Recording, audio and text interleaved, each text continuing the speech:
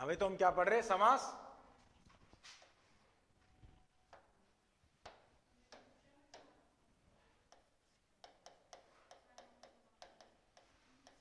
ठीक है, समास, समास को शाब्दिक अर्थ संक्षेप, संक्षिप्त या फिर छोटा। समास दो शब्दों से मिलकर बनो, कौन कौन से? सम प्लस आस। समास को विलोम व्यास। समास की परिभाषा, दो या दो से अधिक पदों के मेल को। ध्यान रखियो यहां पर वर्ण नहीं है, वर्ण कहां है? संधि में। यहां पे क्या है? पद। ठीक है, पद कह दे गए। पद को अर्थ है वाक्य में प्रयुक्त शब्द ही पद कहलाता है। ठीक है,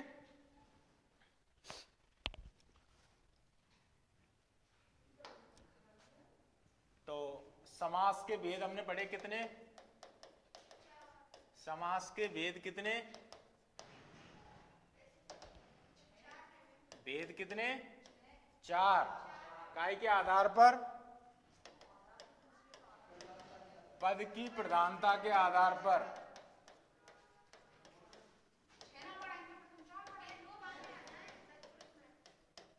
पद की प्रधानता के आधार पर अगर पूछे जाए तो समास के कितने भेद? 4। कौन कौन से? प्रथम पद, प्रथम पद प्रधान, उत्तर पद प्रधान, दोनों पद प्रधान या फिर अन्य पद प्रधान। और वैसे देखें तो समास के कितने भेद हैं? 6। ठीक है, देखो, पद की प्रधानता के आधार पर प्रथम या पूर्व पद प्रधान। ठीक है, द्वितीय या फिर उत्तर पद प्रधान,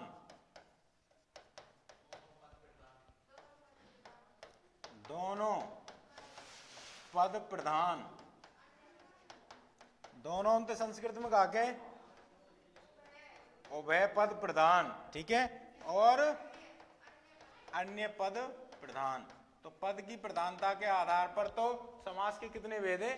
4। नमस्ते। ठीक है, अब पूर्व पद या प्रथम पद की प्रधानता के आधार पर अव्ययी भाव समास, द्वितीय या उत्तर पद की प्रधानता के आधार पर तत्पुरुष समास। तत्पुरुष समास के दो उपभेद हैं, कौन कौन से? कर्मधारय और दिगु। ठीक है, दोनों पद प्रधान द्वंद्व समास और अन्य पद प्रधान बहुव्रीहि समास। ठीक है, तो पद की प्रधानता के आधार पर कितने? 4। 1, 2, 3 और 4। ठीक है, वैसे कितने? 6।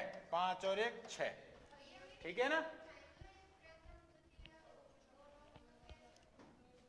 प्रथम को मतलब है जैसे पूर्व पद यानी पहला पद। ठीक है, जैसे देश के लिए भक्ति। ठीक है, तो यहां पे ही तो क्या पूर्व या प्रथम पद, और ये भक्ति क्या है? उत्तर या दूसरा पद। तो शब्द क्या बनेगा? देशभक्ति।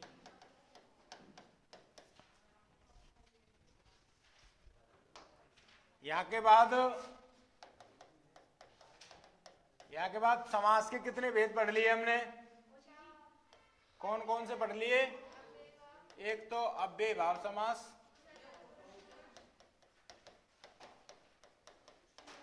ठीक है, दूसरो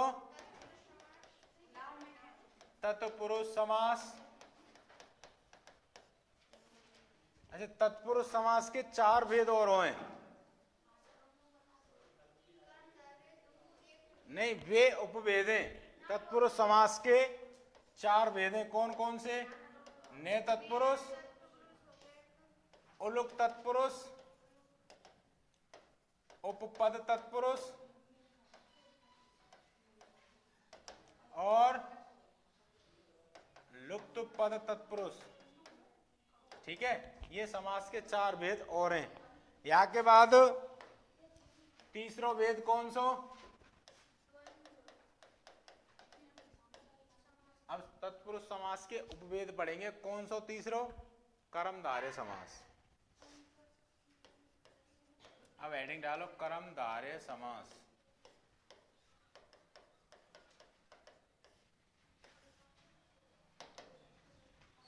एक चीज ध्यान रखियो, जितने भी समास है ये 5 6 है ना, तो बहुब्री हटाए के जो 5 है ना, और उन सब में बहुब्री समास भी निकले आवेगो अगर उस शब्द कोई अन्य अर्थ दे रहे हो तो, ठीक है ना।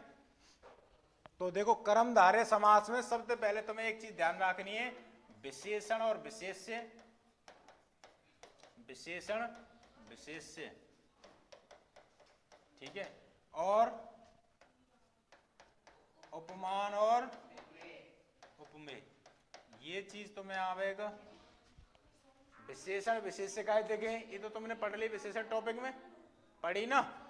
विशेषण विशेषण जो शब्द विशेषता बताते हैं, जो विशेषता बताते हैं वे तो क्या है? विशेषण। और विशेष्य जिनकी विशेषता बतलाई जाती है, जिनकी विशेषता बताई जाती है, ठीक है, वे विशेष्य। उपमान और उपमेय ये कौन थे बताओ? उपमान और उपमेय।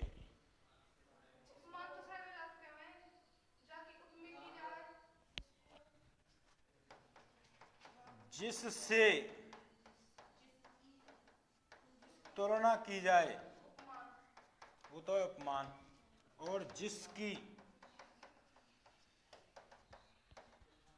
तुलना की जाए वो है उपमेय। जैसे जैसे मुख चंद्र के समान है, तो मुख की तुलना कौन से करी गई है? चंद्रमा से। तो यहाँ पे चंद्रमा तो क्या है जाएगा? चंद्रमा तो है वो उपमान, और मुख क्या है जाएगा? उपमेय, ठीक है।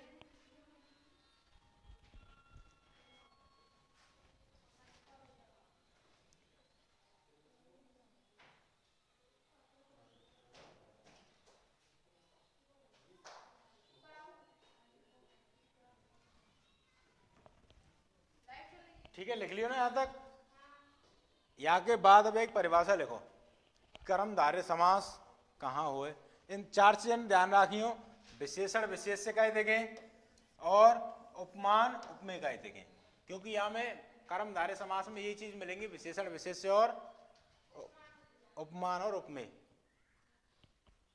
जैसे नीलकमल, नीलकंठ, ठीक है, ये इनमें बहुब्री समास भी है और कर्मधारय समास भी है।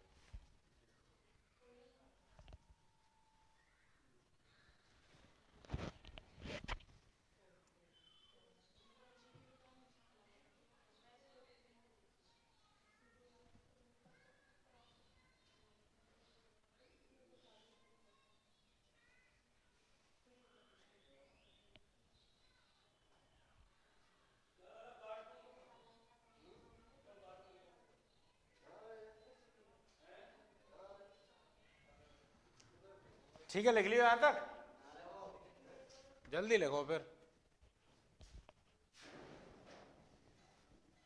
अच्छा, ये चीज समझ में आएगी ना, विशेषण विशेष्य का देखें और उपमान उपमेय का देखें।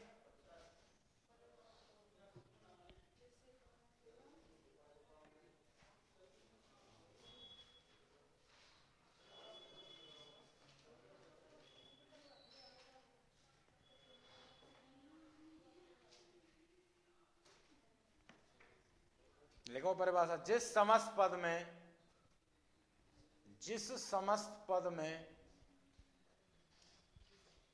विशेषण विशेष्य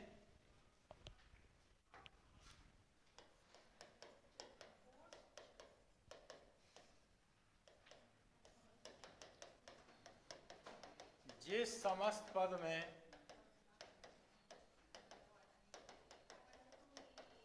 विशेषण विशेष्य या उपमेय उपमान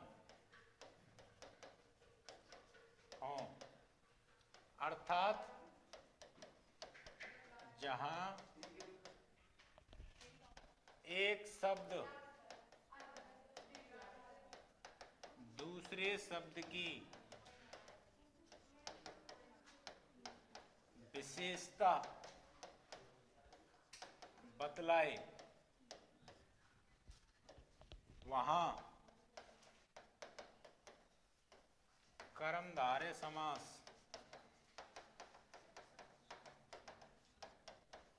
होता है।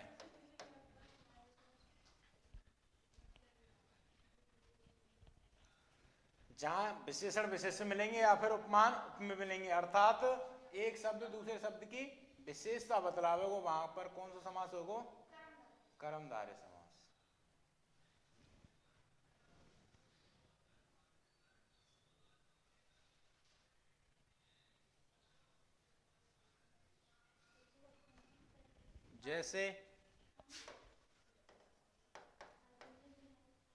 जैसे खुशबू,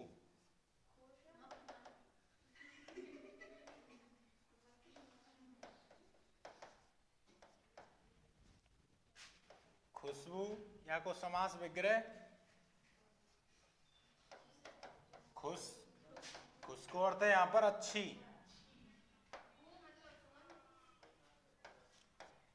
खुश है जो, बू, बू यानी गंध, देखो गंध होए वो सु उपसर्ग लग रहा में, सुगंध या दुर्गंध। एक और लिखो, काली मिर्च,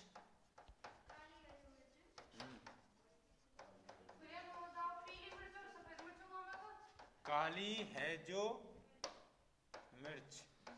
सफेद मिर्च ना देखी तुमने? जिनते दखनी मिर्च बोले, सफेद मिर्च ही ना देखी। जैसे काली मिर्च, हरी मिर्च भी ना देखी, लाल मिर्च भी ना देखी। हाँ तो फिर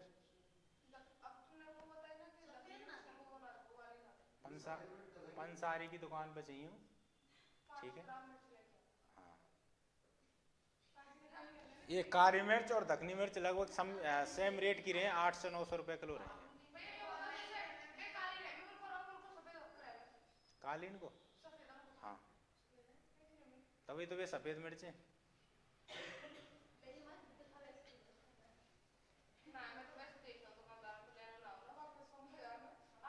देखो कमल नयन, नेक्स्ट उदाहरण देखो, कमल नयन, कमल के समान नयन,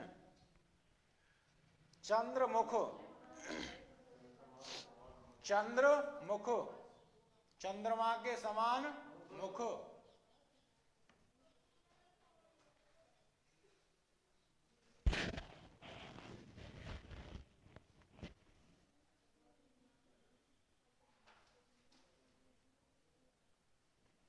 एक नोट डाल के लिखिए आप।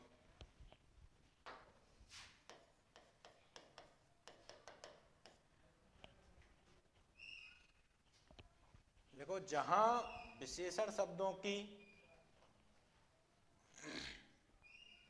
जहां विशेषण शब्दों की पूर्ण या अपूर्ण पुनरुक्ति हो,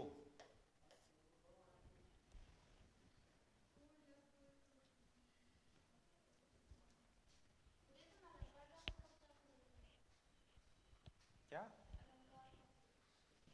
इनके बाद उपसर्ग प्रत्यय फिर भी नहीं करांगे।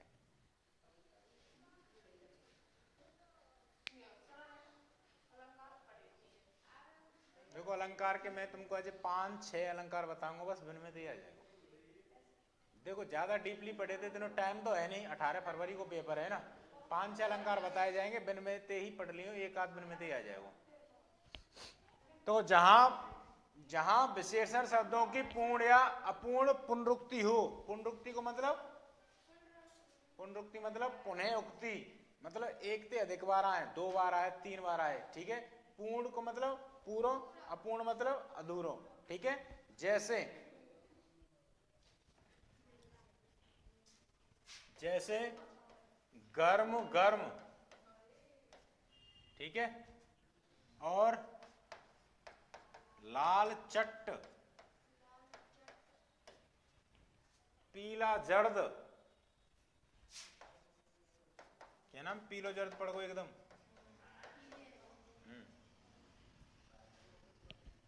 इनमें क्या है,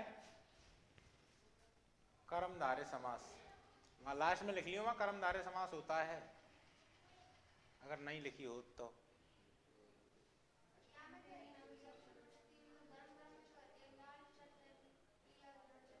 अन्यों कहना है, देखो यहां पे तो पूर्ण पूर्ण पुनरुक्ति है, ठीक है, और यहां पर अपूर्ण ही। हाँ, यूं कहना एकदम कारक सिट, वहां कर्मधारय समास है वहां।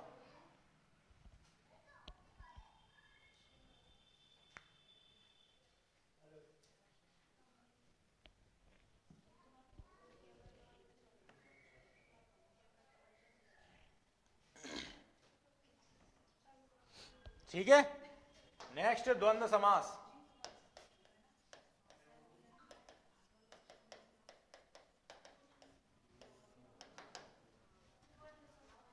लिखिए ना, आएगा अभी, लिख लिएगा। तो नेक्स्ट लिखो द्वंद्व समास। ध्यान रखियो, द्वंद्व अगर हम यह खोल के लिखेंगे ना तो द्वंद्व ऐसे भी लिख सकें, ऐसे भी लिख सकें, और ऐसे भी लिख सकें, ये तीनों सही हैं, ठीक है, ध्यान रखिए उन्हें। हाँ, तो द्वंद्व समास लिखो परिभाषा। जिस समस्त पद में सभी पद, कोष्टक में लिख लियो दोनों पद, जिस समस्त पद में सभी पद, कोष्टक में लिख लियो दोनों पद प्रधान हों,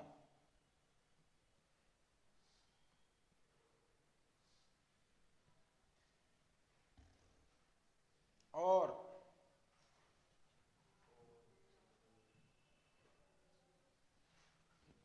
प्रत्येक दो पदों के बीच और एवं बा तथा या अथवा, और एवं बा तथा या अथवा में से किसी एक का लोप पाया जाए। जिस समस्त पद में सभी पद, कोष्टक में लिखियो दोनों पद प्रधान हों, और प्रत्येक दो पदों के बीच और एवं बा तथा या अथवा में से किसी एक का लोप पाया जाए, वहां द्वंद्व समास होता है, या उसे द्वंद्व समास कहते हैं। जैसे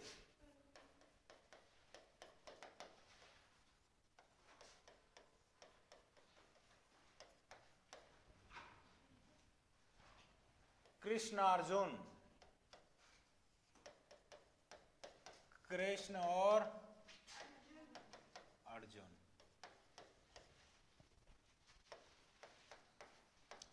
माता पिता, माता और, ध्यान रखियो यहां पे मतलब बहुब्री समास भी है। माता पिता, दिन रात,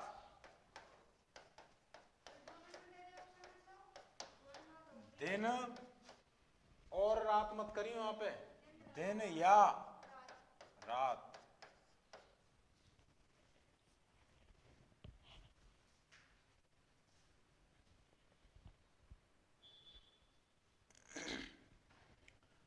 रोटी कपड़ा मकान,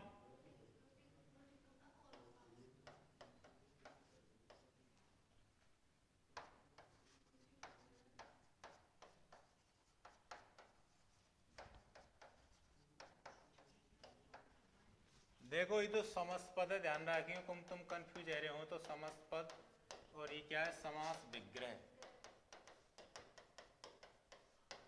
ठीक है, तो या को समास विग्रह क्या होगा, ये तो विग्रह है वो यहाँ पे।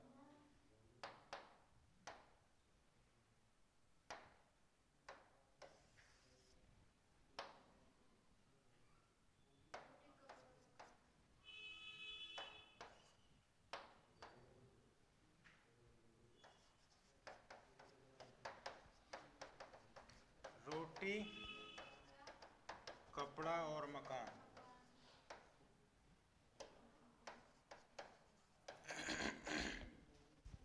जब तीन शब्द आ जाएं तो दो शब्दन के बीच कॉमा, फिर अगले शब्द के पहले और।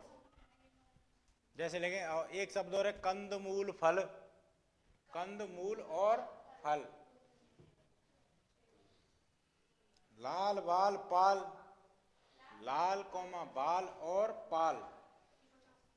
ठीक है, देखो यही आधार पर है द्वंद्व समास के चार भेद हैं। हाँ, दंपत्ति, दंपत्ति, पति और पत्नी। ठीक है, बाकी वजह थे या में बहुब्री समास ले लियो जाए। ठीक है, तो द्वंद्व समास के कितने भेद हैं,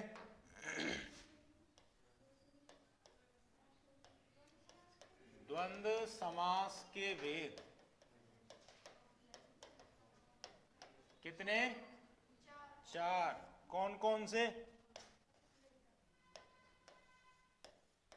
इतरेतर द्वंद्व, समाहार द्वंद्व, वैकल्पिक द्वंद्व, समाहार द्वंद्व, वैकल्पिक द्वंद्व, और चौथा है एक शेष द्वंद्व। ठीक है, इनके सामने एक एक उदाहरण और लिख लिया तो तुम्हें पता चल जाए कौन इतरेतर, कौन समाहार, कौन वैकल्पिक और कौन एक शेष।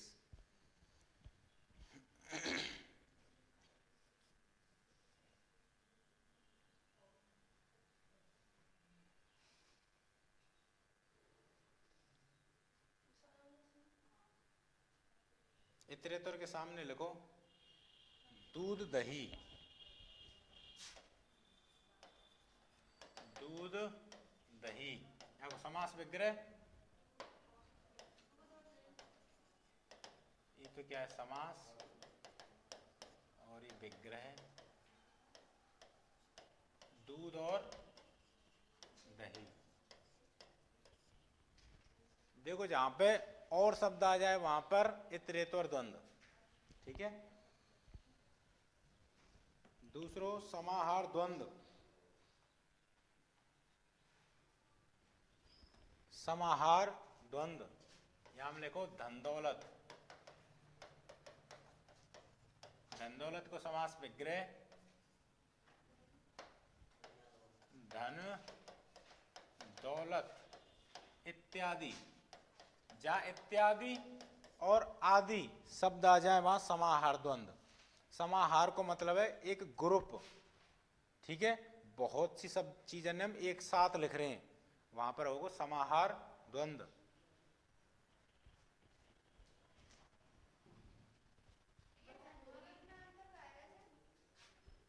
धन, देखो धन तो एक तरह से पशु भी धन है।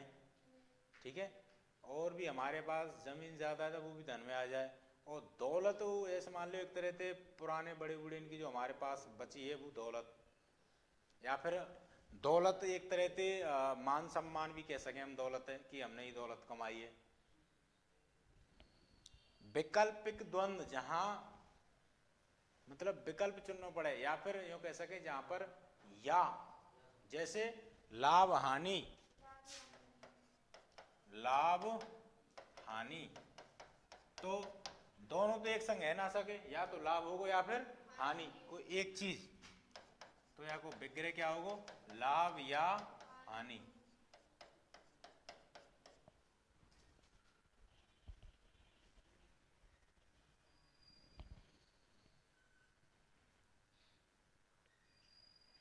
जीवन मरण, जीवन या मरण, उत्थान पतन, उत्थान या पतन, राजा रंक, राजा या रंक,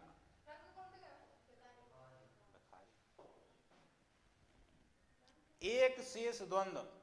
देखो एक शेष को मतलब है जहां पर पद तो गले के, मतलब अनेक पदन में से एक ही पद शेष बचे, जैसे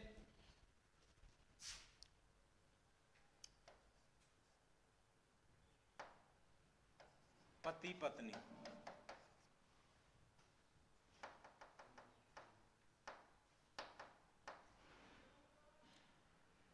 दंपति,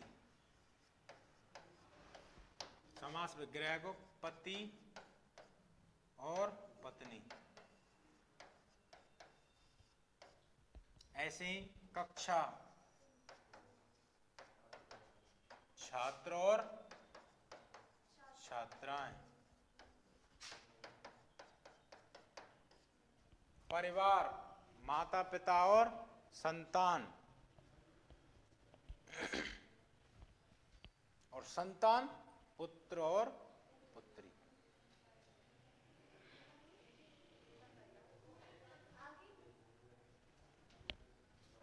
बारिश आ गई क्या? आनी ना चाहिए।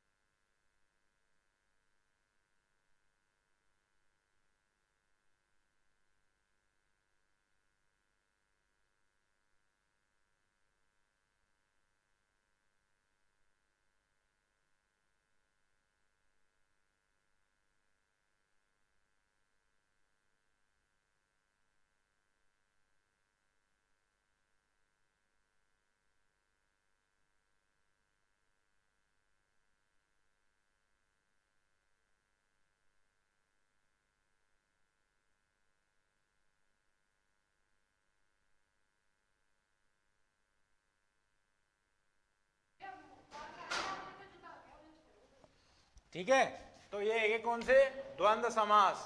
द्वंद्व समास के चार भेद, इतरेतर द्वंद्व, समाहार द्वंद्व, वैकल्पिक द्वंद्व और एक शेष द्वंद्व। ठीक है, और नेक्स्ट और लास्ट है बहुब्रीहि समास।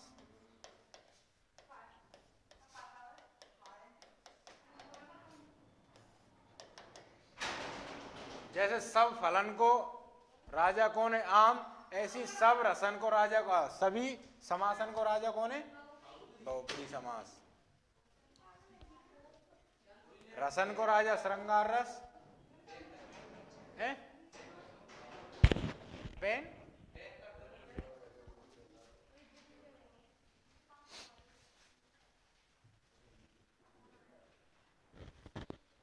बहुब्रीहि समास की परिभाषा लिखो।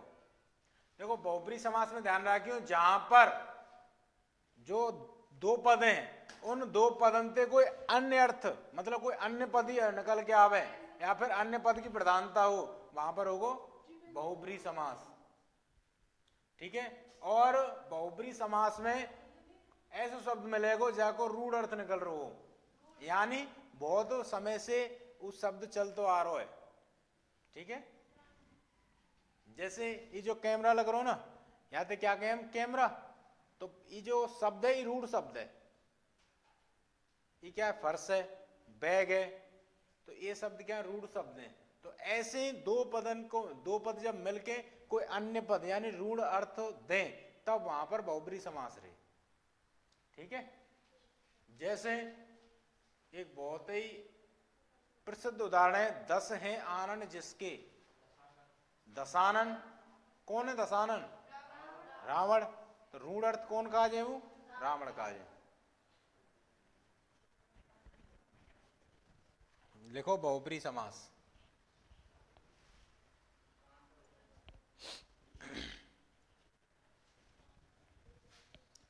देखो, जिस समस्त पद में दोनों पद अप्रधान हो, जिस समस्त पद में दोनों पद अप्रधान हों।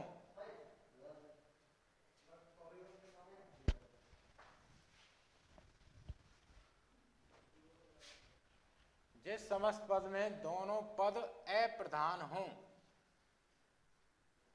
तथा दोनों पद मिलकर तीसरा अर्थ प्रकट करें। दोनों पद मिलकर तीसरा अर्थ प्रकट करें। जिस समस्त पद में दोनों पद अप्रधान हों तथा दोनों पद मिलकर तीसरा अर्थ प्रकट करें, वहां बहुब्रीहि समास होता है या उसे बहुब्रीहि समास कहते हैं।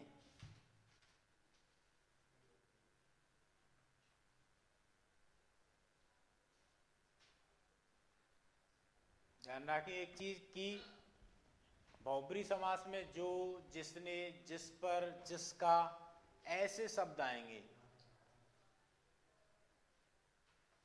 जैसे वक्रतुंड, वक्र है तुंड जिसका, कौन देखे? गणेश। वक्र यानी टेढ़ा, तुंड यानी सूंड, ठीक है। या फिर क्या बोले माते, मुड़ा हुआ।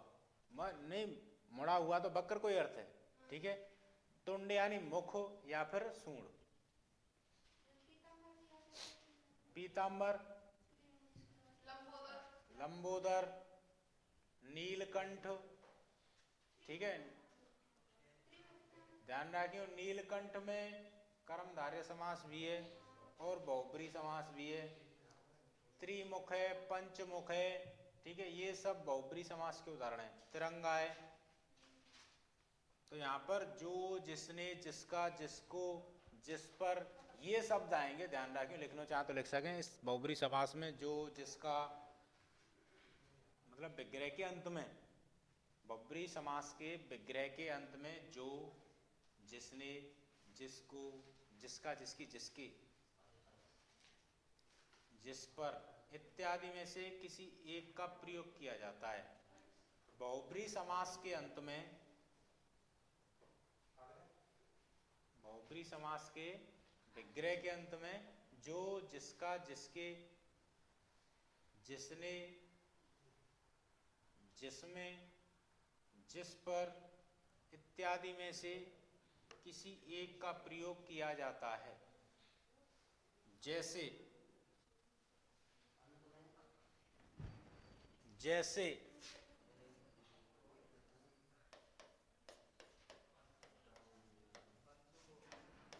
लंबा है उदर जिसका, ठीक है। तो यहाँ के समास विग्रह के अंत में जिसका आएगा। दो पद हैं, प्रथम पद और उत्तर पद, ठीक है। इनमें से कोई पद प्रधान नहीं रहेगा और समास विग्रह को समास करेंगे जब, तो शब्द बनेगा लंबोदर, ठीक है। लंबोदर कौन? गणेश। तीन है नेत्र जिसके, तीन है नेत्र जिसके, अर्थात कौन? शिव। पर देखो शब्द क्या बनेगा को? त्रिनेत्र। त्रिनेत्र शब्द कौन का प्रयुक्त हुए? शिव।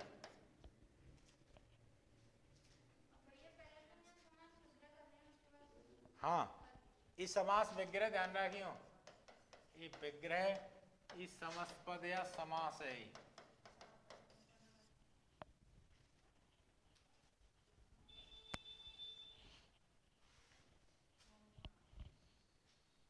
आशुतोष,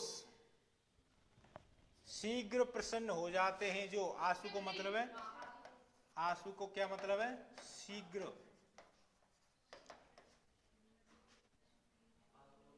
शीघ्र प्रसन्न हो जाते हैं जो। कौन? आशुतोष।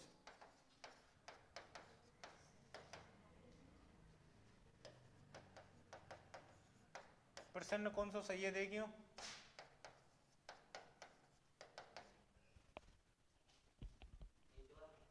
ये सही है गलत है? हाँ,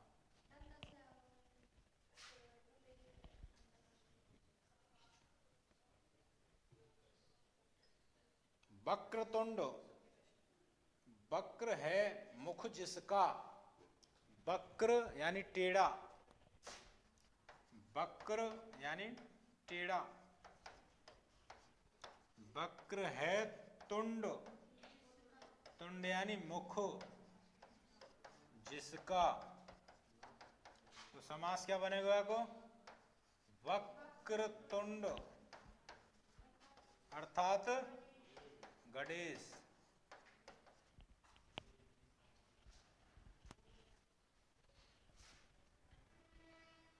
अंशुमाली, अंशुमाली, अंशु यानी किरणों का है, माली यानी स्वामी जो,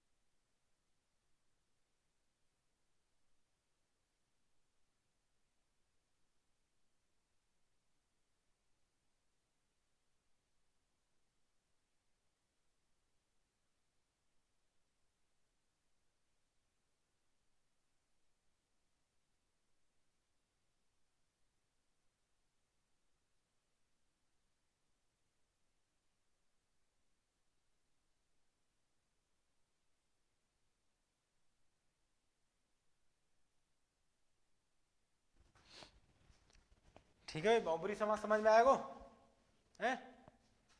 तो समास तुम्हारे कंप्लीट यहाँ पे देखू ना कराओगे अभी, तो पहले क्यों ना बताई? तो 6 नंबर के डरवा दियो प्रिया भाई।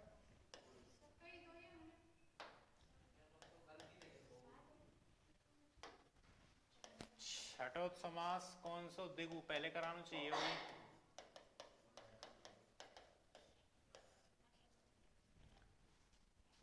देखो जैसे कि दिगु अपने नाम पे बता रहा हो, दिगु दिगु यानी दो और गो यानी गाय, दिगु यानी दो गायों का समूह। ठीक है, मतलब जहां पर संख्यावाची शब्द आ जाए यानी प्रथम पद संख्यावाची हो वहां पर दिगु समास होता है। ध्यान रखियो ऐसा 100% ना होए। ठीक है, क्योंकि तिरंगा 3 रंगों का समूह, वहां पर कौन सा समास है? बहुब्रीहि समास। ठीक है, यहां पर यह है कि समूह बनेगो। ठीक है, और संख्यावाची शब्द आएंगे और अन्य अर्थ नहीं निकलेगो। अगर अन्य अर्थ निकल गो तो वहां पर बहुब्रीहि समास हो जाएगा। ठीक है, देखो भाई परिभाषा,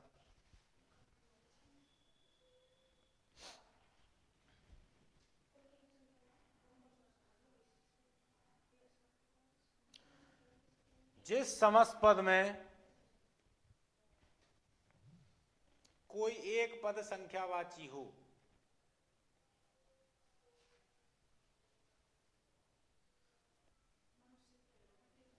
जिस समस्त पद में कोई एक पद संख्यावाची हो, दूसरा पद संज्ञा हो,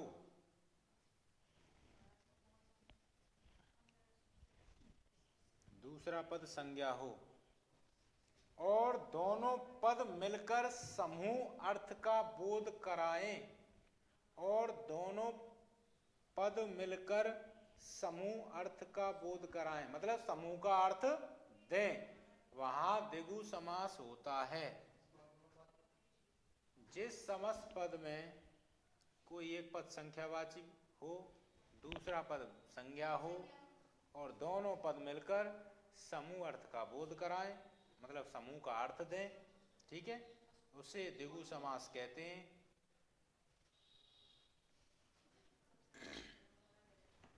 जैसे जैसे षड्रस, ये तो समास है, ठीक है, षड यानी 6 रसों का समूह, तिराहा 3 राहों का समूह, चौराहा 4 राहों का समूह।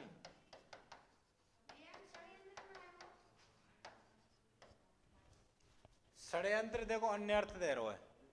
षड्यंत्र को मतलब है कि चाल,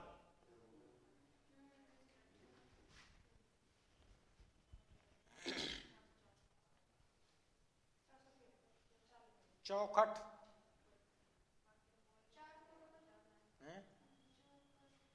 4 खूंटों का समूह। भाई जो हम खूंटा से ही तो लगे रहे 4। हाँ, चौपाई 4 पायों का समूह, दुपट्टा 2 पट्टियों का समूह,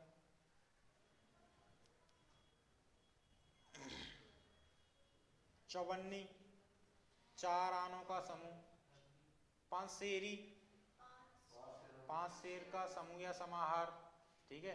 तो कुल मिला के जहां 2 पद मिले और वे समूह अर्थ बोध कराएं, मतलब समूह को अर्थ दें, तो वहां पर द्विगु समास होता है। वो लिख लिए द्विगु, 2 गायों का समूह या समाहार।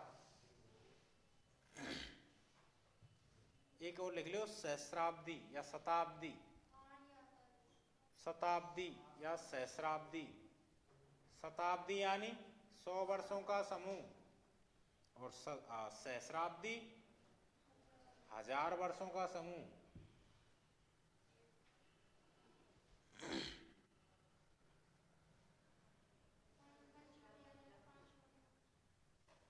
हाँ, पंचवटी,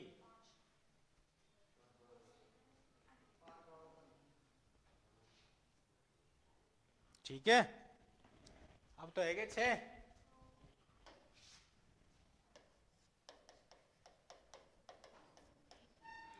वेद कितने? 6। कौन कौन से? अव्ययीभाव समास,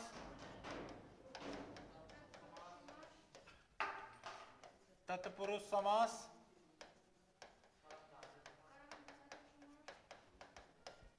कर्मधारय समास,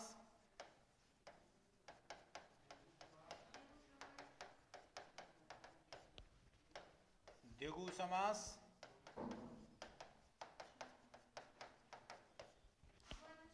द्वंद्व समास और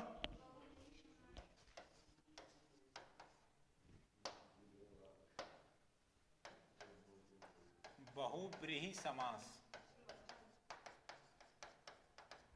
ठीक है। तो समास कंप्लीट तुम्हारे। तो कल पढ़ेंगे उपसर्ग और प्रत्यय, ठीक है।